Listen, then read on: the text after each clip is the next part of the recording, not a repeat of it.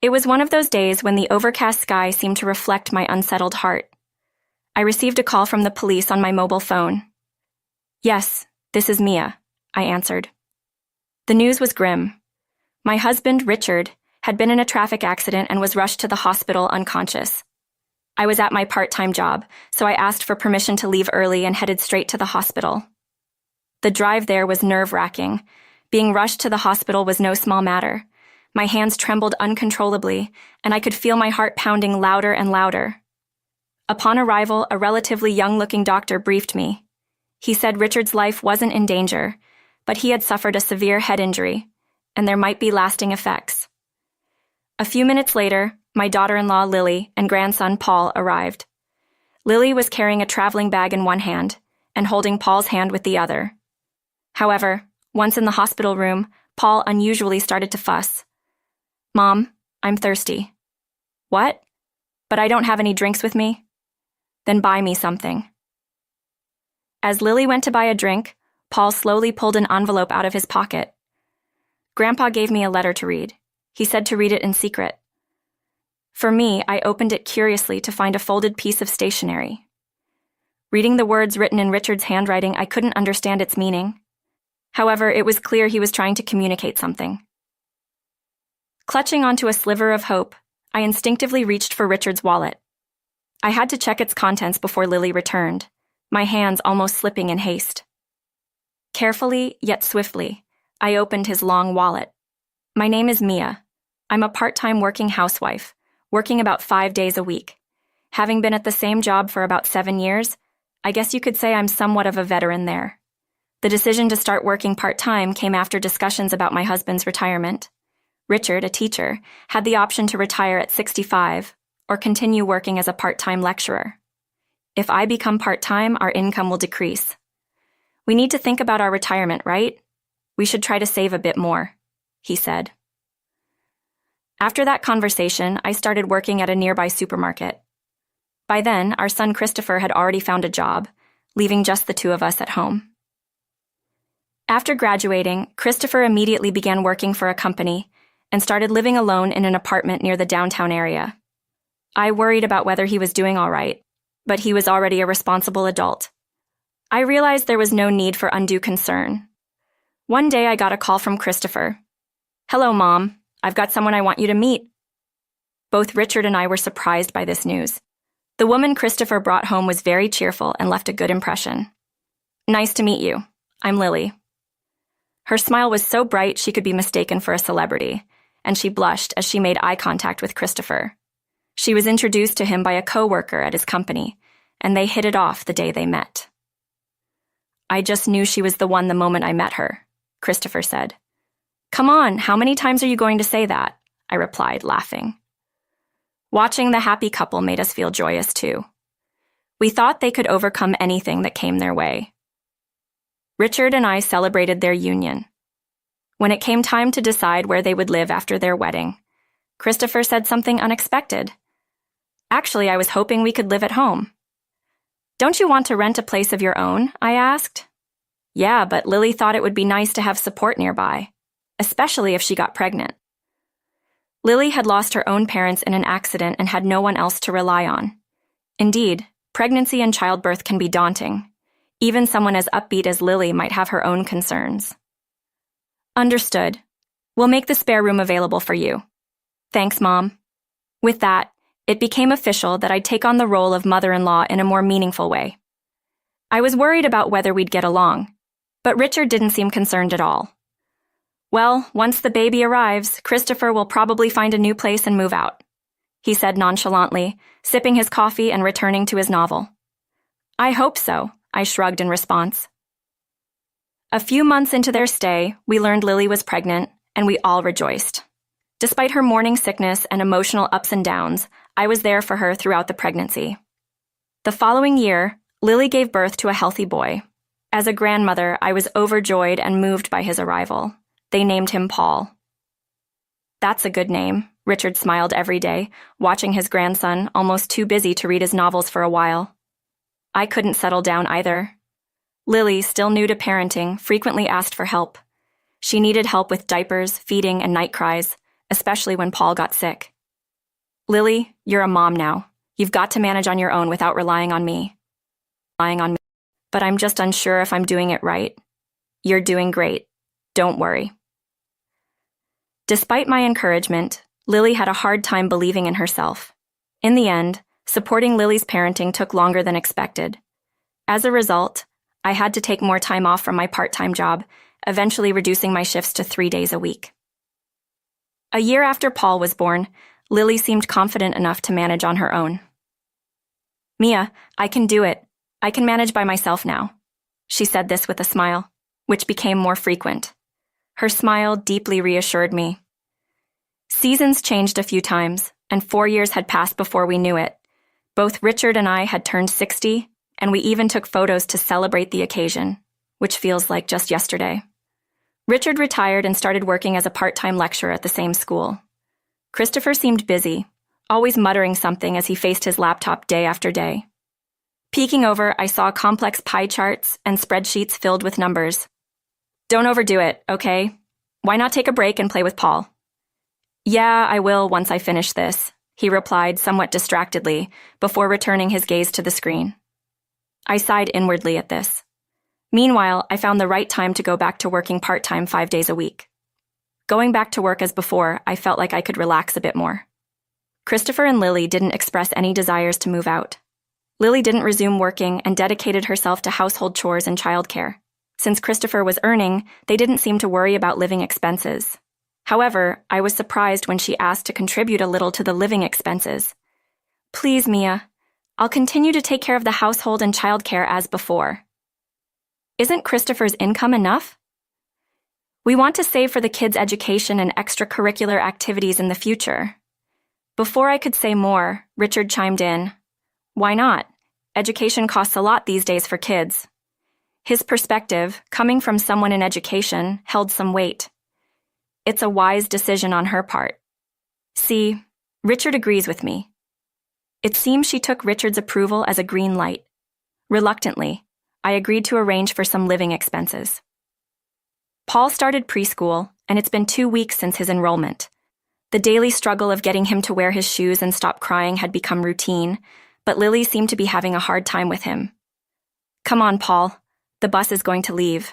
No, I want to play with Grandpa. Grandpa has work today. He's not at home. No, Paul. Your teachers and toys at preschool are waiting for you. Lily and I used all kinds of tricks to cheer him up. That's how they would leave every day. But something bothered me. Sometimes Lily didn't come back home after dropping off Paul. The walk to the bus stop was only about 5 minutes, not far at all. Worried she might have gotten into trouble, I tried calling her, but there were times when my calls went unanswered.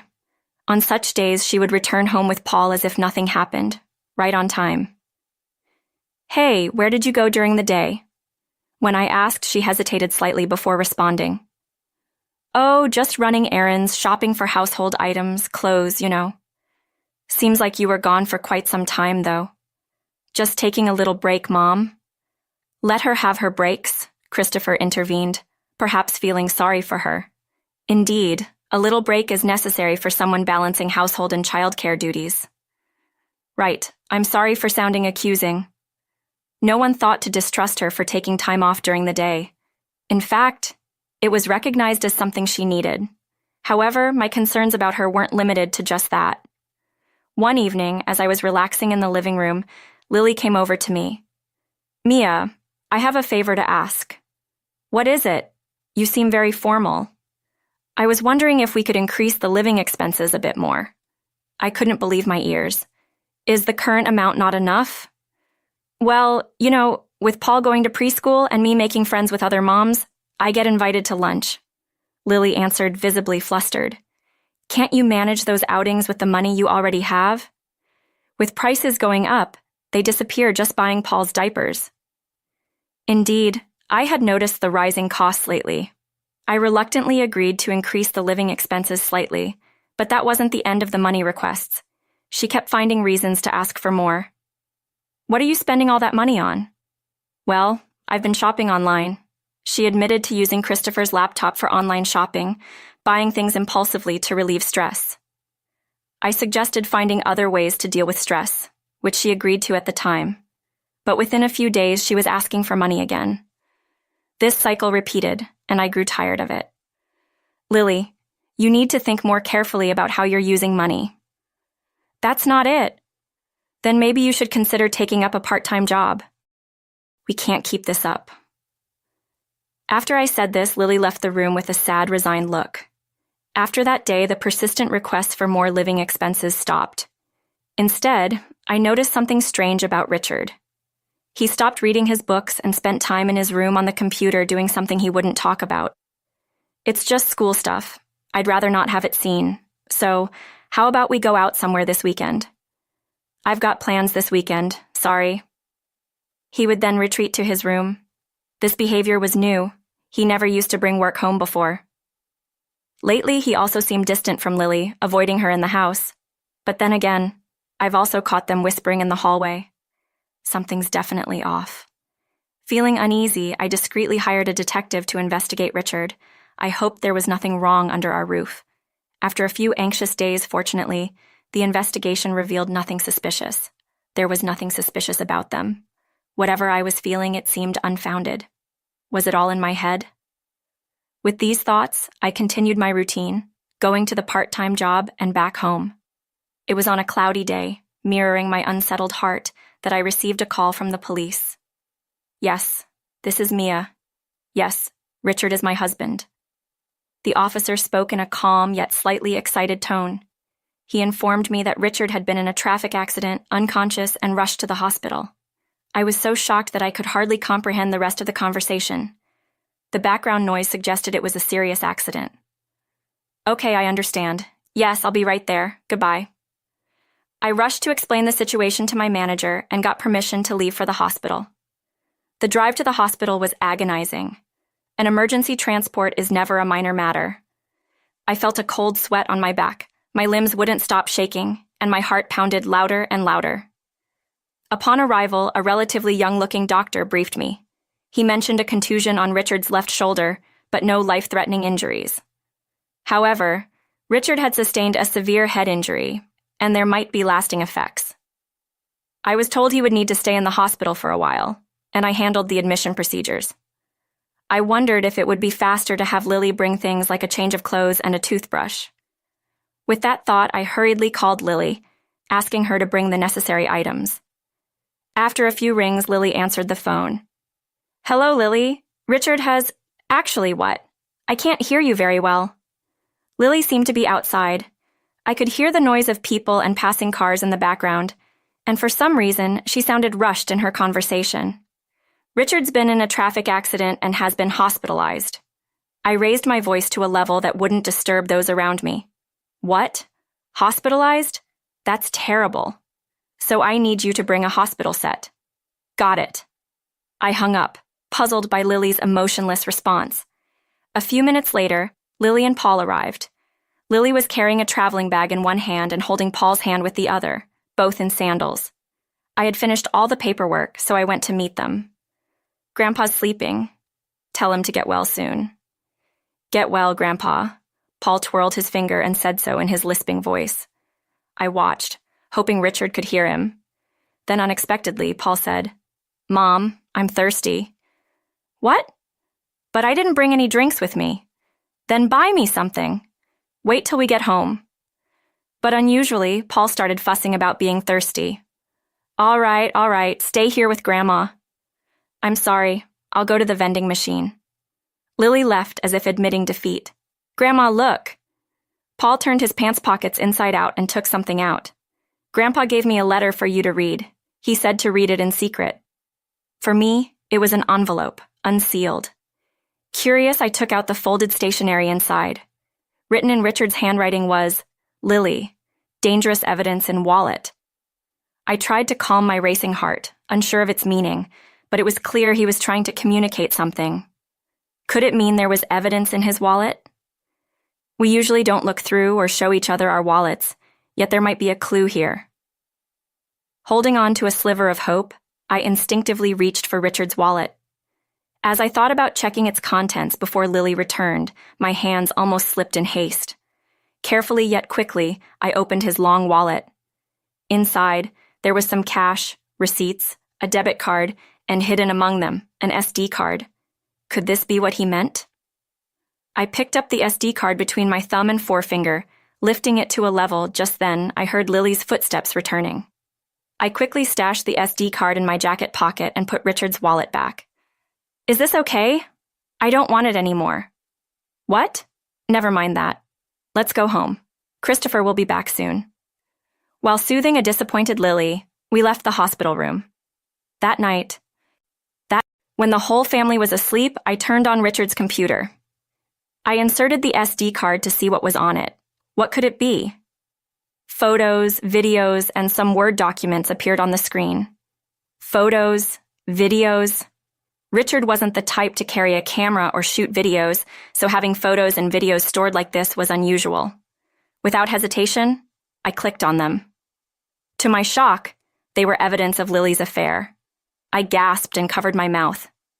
Then I opened the Word documents. I thought they might be Richard's diary, but they were different. They were Richard's own investigation into the affair, written like a diary. What on earth? I read through the documents, forgetting about the time, but I knew this needed to be resolved quickly. Later, I called Christopher and told him we needed to talk about Lily. What's up, Mom? What about Lily? He sat at the living room table, looking puzzled. I showed him the evidence Richard had given me and explained everything. Christopher was shocked and immediately called Lily. She came looking sleepy after putting Paul to bed. Lily, don't you have something to say to Christopher and me? What? I laid out the photos and printed copies of Richard's diary on the table. This is the evidence. You've been having an affair, haven't you? The photos showed Lily intimately walking and chatting with a man who wasn't Christopher. What is this? Pretending won't help. These photos were taken by a detective Richard hired. I spread them out one by one on the table. And these are photos taken by Richard. They were from a day when he unusually said he had errands and didn't go out with me. That day, Richard had been following you. I know who the other man is, too. Richard figured it out. No way. The delivery guy who comes here often. You were doing all that online shopping just to see him. What a surprise. It's not what it looks like, Christopher. Listen, it's not like that. Lily's voice trembled under the living room light. Her face turned pale, desperately denying the affair. I've been perfect with the housework and childcare. I wouldn't do something like that. But I didn't believe her words. With all the evidence laid out, she was still trying to hide the truth. Lily, where were you when Richard had the accident? I was out shopping. Is that all? What are you implying? I'm starting to think you might have caused Richard's accident. She paused for a moment, but then spoke up.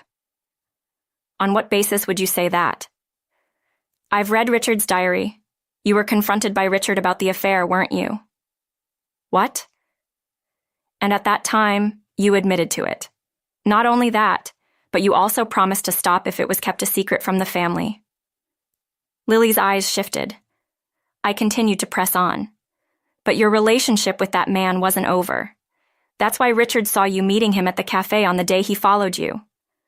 No, that was... Richard overheard you saying you resented him. You were planning revenge, weren't you? Well... So Richard felt his life was in danger, leaving behind photos, videos, and a diary. Christopher nodded in understanding. Dad saved those on an SD card and hid it in his wallet in case something happened to him. In his wallet. The letter Paul gave me revealed it. That short letter given in the hospital room. Without it, I might not have discovered these proofs. Richard knew you were wary of him but counted on you overlooking Paul, that kid. So he entrusted Paul with a letter to give it to me if anything happened. I methodically continued exposing Lily's actions.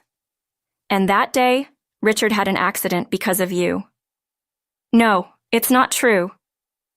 When I called you, Lily, you were still outside, sounding more rushed and different than usual. That doesn't mean... Was it right after you caused Richard's accident? She looked down with her shoulders shaking and then whispered, I didn't think it would go that far. What? I just wanted to scare him a little. I pushed him from behind while he was waiting at a traffic light. That's outrageous. I thought no cars would come by there like always. Then by chance a car came and Richard, how could you do that? Dad could have been... Christopher lunged at Lily. It's not my fault. Richard is to blame for getting in the way. Lily raised her voice in defiance, insisting on her innocence. That argument won't hold. It's clearly your fault. It's not me. I'm not the bad one. A little affair shouldn't matter. How can you say that with Paul around? I still want to be seen as a woman. I can't stand this anymore. I'm calling the police. Christopher took out his mobile phone to call the authorities. I'll testify that Lily caused Dad's accident. Stop, please. I'm sorry. I'm so sorry. For the first time, Lily voiced an apology, crying out. But it was too late for Christopher and me to forgive her. Christopher reported the entire situation to the police over the phone. The next day, we went to the police station with Lily. The police were surprised by the rapid development of the case. Lily, Christopher, and I were interrogated. I submitted all the evidence Richard had collected, but more decisive proof emerged. It was a surveillance camera from a grocery store near the accident scene. The footage showed Lily pushing Richard, becoming irrefutable evidence. Lily was arrested, and Christopher served her with divorce papers. Lily protested, but Christopher was firm in his decision. What about Paul? We'll take care of Paul, and we'll also demand compensation from you and your affair partner in the divorce proceedings. Please have mercy. Without looking back at her, Christopher stated this matter and returned home. Christopher was granted custody of Paul. As for the man Lily had an affair with, he stopped making deliveries to our place. I thought maybe his delivery area had changed, but that wasn't the case. According to his successor, the previous delivery man had suddenly quit his job. Perhaps he left because he wanted nothing more to do with Lily, but he did that to himself. A few days after the accident, Richard woke up, and we were informed. On my day off from part-time work, I visited Richard. Despite the visible cuts and bruises, he smiled when he saw me. My left shoulder still hurts. What about any lasting effects? They did tests, and it seems there are no lasting effects, but I'll need rehabilitation. I'm so relieved. It's a miracle. You're exaggerating. After being discharged, Richard heard about Lily from me and Christopher, and was disheartened. So it came to that. I'm sorry for keeping it from you guys. He apologized to us. Since then, Richard became somewhat withdrawn. He praised and doted on Paul, who had kept his promise, but otherwise seemed distracted. He probably felt guilty for driving Lily to desperation. It's unfair. He did nothing wrong. However, his former students reached out to him. They would stop by our house after school to chat with Richard and then leave. It was clear how much they admired him, even without any upcoming exams.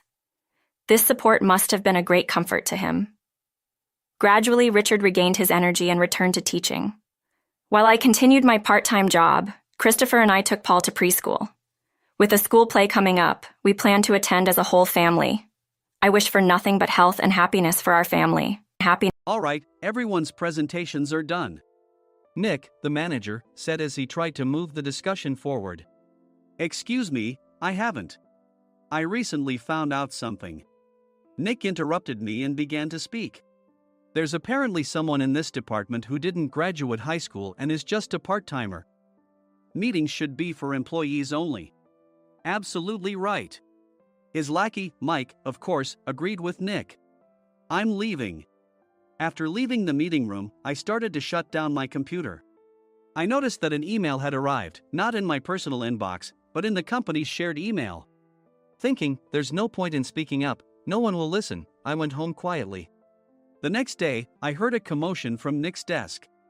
He was staring at his computer screen, his face pale. Nick? Is something wrong? Mike looked at the screen with him. And he turned even paler than Nick. Why is he so angry? Knowing the reason for Mike's distress, I thought to myself, serves them right. My name is Adam. My mother passed away when I was in the 9th grade, and I was raised by my father.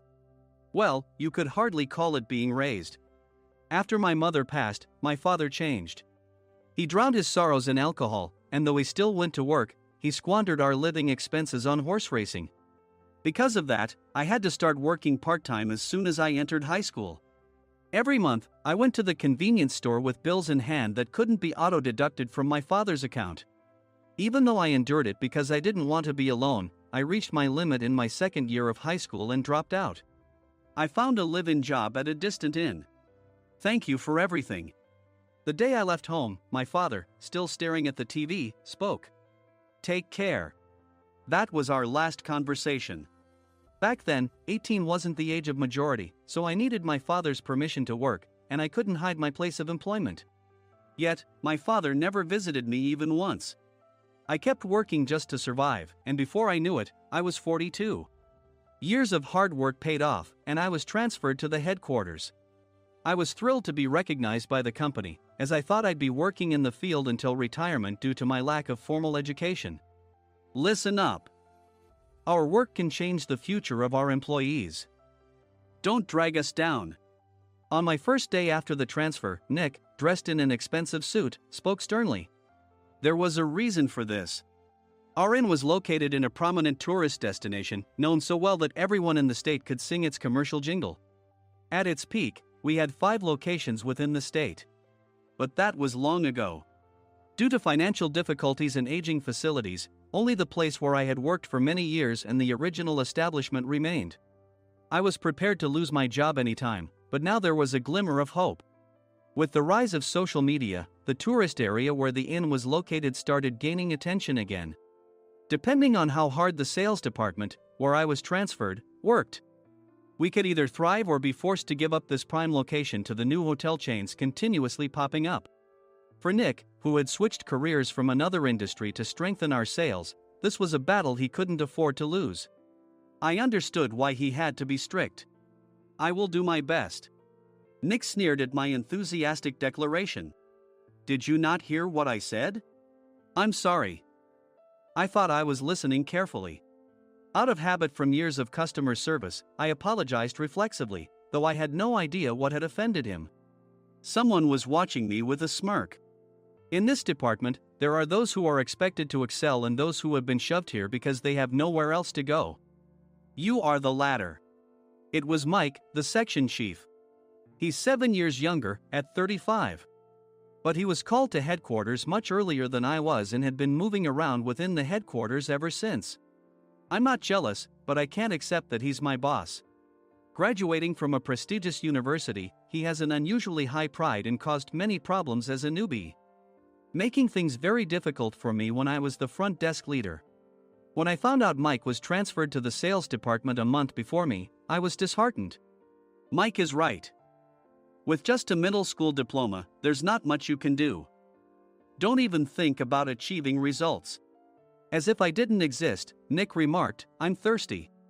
Mike eagerly ran to the coffee maker. It seems Mike is Nick's lackey. I regretted being happy about my transfer to headquarters, wishing I had stayed on site forever. Send a direct mail to every company on this list by the end of the day. Nick only assigned me tasks that even a new graduate could handle. What? There are over 1,000 companies. You want me to send to all of them by today? Yes, if you and your fellow misfits split the work, even those with nowhere else to go should finish by today. I glanced at the employees typing away expressionlessly. They were worn out from customer service, only thinking about leaving on time, or were women reassigned after having children, with zero motivation for work. Even Sam, a new graduate from the same university as Mike, who was supposed to be among the expected achievers, had no enthusiasm for the job, having joined the company wanting to do customer service. I don't care what they say, I plan to quit anytime, he said. Only Nick and Mike were highly motivated, making all the decisions between the two of them. I originally only wanted to work at the inn to survive and had no particular attachment to this job. I swallowed my words, thinking I had no right to reprimand them.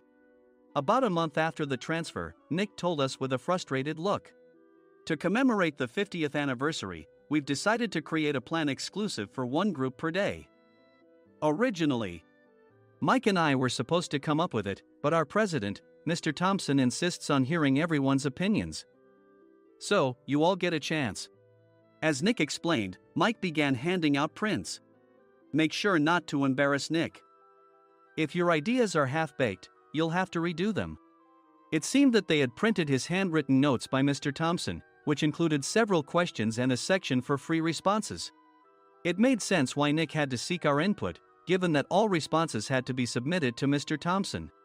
We were given a week to think about it, and a meeting was scheduled to compile our ideas. My plan is to let guests enjoy both the old and modern America. Nick began the presentations. Guests would watch a master confectioner at a nearby traditional sweet shop make sweets in front of them. The welcome drink would be premium tea in a bottle. Nick's plan was certainly attractive. After his presentation, Nick called on us to present in the order we were seated. Just as I stood up for my turn. "All right, everyone's presentations are done." "Excuse me, I haven't. I recently found out something." Nick interrupted me. "There's someone in this department who didn't graduate high school and is just a part-timer." He was likely talking about me. I joined the company as a part-timer and was made a full-time employee when I turned 20. That was 20 years ago, so Nick and Mike probably had no chance to know until recently. Meetings should be for employees only. Absolutely right. After that, Nick kept creating opportunities to solicit everyone's opinions, purposefully excluding me from speaking. The meeting unexpectedly heated up and went past the scheduled end time. A few people asked to leave, and the discussion continued with the remaining few. "Still here?" Normally, you'd leave in that situation. Though I had no attachment to the job initially, hearing kind words from customers made me want to make them happier. For someone like me, with nowhere to go, the inn was my home and customer service was my life. I felt pathetic about my current self. "I'm leaving." I left the conference room and started shutting down my computer. I noticed an email had arrived, not in my personal inbox, but in the company's shared email. Thinking no one would listen to what I had to say anyway, I quietly went home. The next day, while preparing the DM as instructed, I heard a commotion from Nick's desk. In his haste to stand up, he hit his knee on the desk. He stared at his computer screen, his face pale. "Nick! What's wrong?" Mike, thinking he should be the first to rush over, approached Nick while still wearing his coat. He peered at the screen with Nick. And he turned even paler than Nick. Why is he so angry? Who is responsible for this company? Nick, more irritated than ever, asked, and Mike answered without checking. Probably Sam. Sam wasn't there because he was attending a morning training session for new hires. Nick gave up on getting angry and returned his gaze to the screen. They were looking at an email that arrived right after the end of the working day yesterday. Apparently, no one, including me, had checked it before leaving. The email was from a large company that used us for their annual employee trips. The president and executives of that company also frequently used our services personally. President of the company, Mr. Mason himself, had declared that neither he nor his company would ever use our services again. Well, some companies cancel their employee trips or stop using our services due to financial struggles. Let's just move on. Mike kept wiping the sweat from his forehead with a handkerchief. Knowing why Mike was so agitated, I quietly watched their interaction. Do you know how much revenue we get from that company? We can find other guests to fill the rooms, but we'll lose the banquet costs, gift shop revenue, rental car fees, and more. Moreover, the gifts were supposed to be prepared by the traditional confectionery shop involved in Nick's proposed plan. If it's known that we incurred such a huge loss at this critical time, Nick's position in the company would be jeopardized. Nick took a deep breath, seemingly trying to calm himself. All right, Mike. Go to New York right now and apologize to Mr. Mason. What? You're coming with me, right? I have urgent work to do. I trust you, which is why I'm entrusting this to you. Please. Mike, believing Nick's sincerity, agreed with a determined look on his face, saying, yes. That's Nick for you. Even if Mike went to apologize, Nick would shift all the blame onto him if the client didn't change their mind. Well, it was Mike's fault to begin with, so it served him right. About 3 hours later, Sam answered a call from somewhere and repeatedly apologized, saying, I'm very sorry. Everyone watched to see what was happening. After ending the call, he informed Nick with a weary tone. When Mike arrived at the client's company, he only made things worse, further infuriating Mr. Mason. He was demanding, get his boss here immediately. It was no wonder Sam was exhausted, dealing with such a call right after returning from training. What is that idiot doing? Alright, Adam, you're coming with me. If sacrificing Mike didn't work, then I must be next. Normally, I'd want to refuse at all costs, but I saw an opportunity in this situation. If I can be of assistance, I'd be happy to join you. I obediently followed Nick, and we flew to New York. When we introduced ourselves at the reception, it became clear how serious the situation was, as the receptionist personally escorted us to the president's office. Angry voices leaked through the door, making both Nick and me uneasy. Excuse me. I'm Nick, the supervisor. I understand my subordinate has caused you trouble, and I deeply apologize. Nick, with his experience in the corporate world, knew enough to offer an apology before excuses. However, his customer service skills left much to be desired. I sighed as I saw Mike trembling like a small dog in the corner of the room. What kind of training are you giving your subordinates? Mr. Mason glared at Nick with a red face. The intensity of his gaze made even Nick take a step back. Regrettably, I joined this company only 2 years ago and was unaware of Mike's issues. I should have identified his shortcomings sooner. Indeed. I should have realized sooner. No sensible person would come to apologize and then give a lengthy presentation on the drawbacks of not using their in. Nick froze, his mouth slightly open. Suspecting the worst, I picked up the documents that had fallen to the floor. It seemed Mike hastily prepared these documents on the plane, listing the disadvantages. Disadvantage 1: if you change the venue for the company trip, employees might suspect it's for cost-cutting reasons, leading to a negative impression. Reading it aloud half-jokingly, Nick snatched the papers from my hand and checked the contents with a furious expression. Among the stack of documents was a receipt from a nearby convenience store's copy machine. I felt a pang of dread, hoping he hadn't shown the receipt as well. What do you think he said when I asked what kind of nerve he had to do this? I'm very sorry. Faced with the dire situation, Nick must have thought there was nothing left to do but apologize. In a voice smaller than I'd ever heard from him, he uttered words of apology. He said, "I'm a Harvard graduate. I don't believe I said anything wrong." Mike! What have you done? Forgetting his plan to pin the blame on Mike, Nick yelled loudly, even in front of Mr. Mason. I didn't do anything wrong. You're still saying that? Look at him. Mike pointed at me with a shaking hand. I was assigned to headquarters in my 20s and now I'm a section chief. This guy only made it to headquarters at 42. Everything I've done proves I was right. So why are we losing the contract? Having said his piece, Mike collapsed to the floor. Of course. You were sent there because you had nowhere else to go.